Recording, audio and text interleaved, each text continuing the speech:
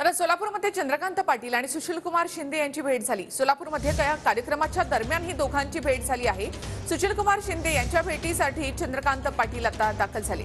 त्यातला हा एक फोटो आपण पाहतो। सुशीलकुमार शिंदे यांनी आज सकाळीच भाजपच्या एका मोठ्या नेत्याकडून आपल्याला भाजपची ऑफर असल्याचं म्हटलं होतं आणि त्यानंतर एका कार्यक्रमाच्या निमित्तानं चंद्रकांत पाटील आणि सुशीलकुमार शिंदे यांची ही भेट झालेली आहे।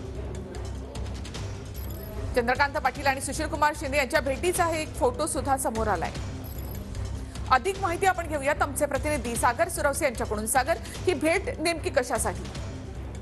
निखिल, आपण पाहिलं की खरं तर काल अक्कलकोटमध्ये झालेल्या एका कार्यक्रमादरम्यान सुशीलकुमार शिंदे यांनी गौप्यस्फोट केलेला होता की भाजपच्या वरिष्ठ नेत्याकडून मला आणि प्रणिती शिंदे यांना काँग्रेसमधून भाजपमध्ये येण्यासाठी मोठी ऑफर असल्याचं बोललेलं होतं आणि ते विधान व्हायरल झाल्यातून त्याच पार्श्वभूमीवरती आता पुन्हा खरं तर चंद्रकांत पाटील जे भाजपचे एक बडे नेते आहेत आणि सोलापूरचे पालकमंत्री आहेत, ते आता सुशीलकुमार शिंदे यांच्या जनवात्सल्य निवासस्थानी त्यांच्या भेटीसाठी दाखल झालेले आपल्याला पाहायला मिळत आहेत।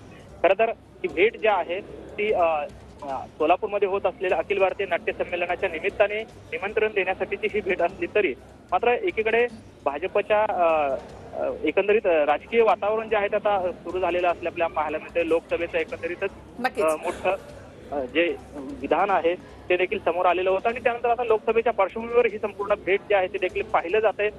प्रणिती शिंदे या भाजपमध्ये येण्याच्या बाबतीतलं हे विधान गेल्या अनेक दिवसांपासून समोर येत होतं आणि आपण पाहतोय।